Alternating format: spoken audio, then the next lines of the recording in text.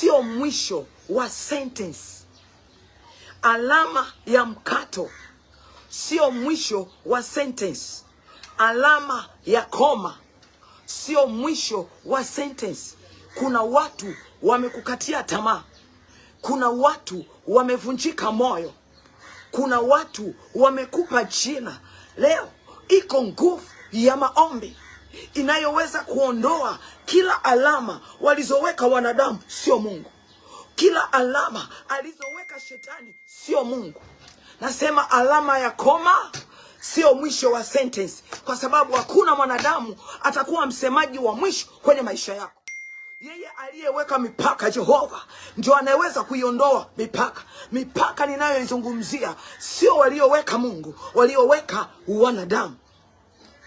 Kwenye kila maisha ya mwanadamu kuna alama zinazowakilisha kitu fulani.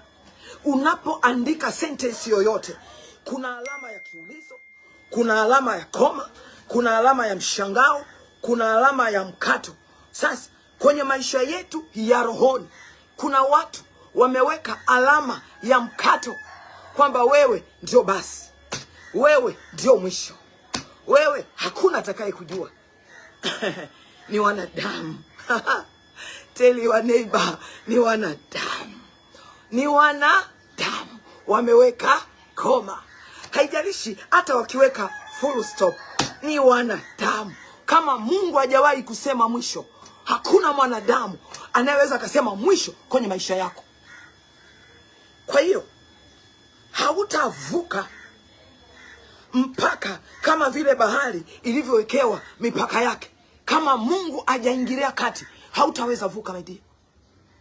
Wanaowekaga mipaka wametoa sadaka kwa miungu yao, kwa madhabahu zao, wamejiapiza kwenye madhabahu zao kwamba hautafanikiwa, hautaolewa, hautajenga, hautakuwa na huduma yenye mafanikio. Ni wanadamu.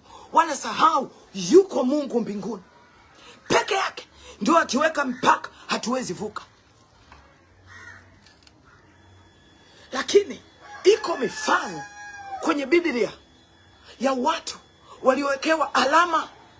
Mtu wa kwanza waliweka alama kwa Sara kwamba hatazaa, atakufa tasa na miaka 90, na Sara alikubaliana kwa sababu kwa desturi ya kike alikoma. Alikuwa ni mzee, manyonyo kama kanda mbili yamelala, hawezi nyonyesha tena. Wataweka alama ya koma, wacha waweke, kwa sababu wao sio wasemaji wa mwisho wa maisha yetu. Wewe unayenisikiliza sasa, shetani ameweka alama gani kwenye maisha yako kiasi kwamba unataka kukubaliana na ukweli wa hiyo alama? Haikuwezekana tena kwa Sara kuitwa mama. Haikuwezekana tena kwa Sara kuitwa mama Isaac. Lakini asiye na njia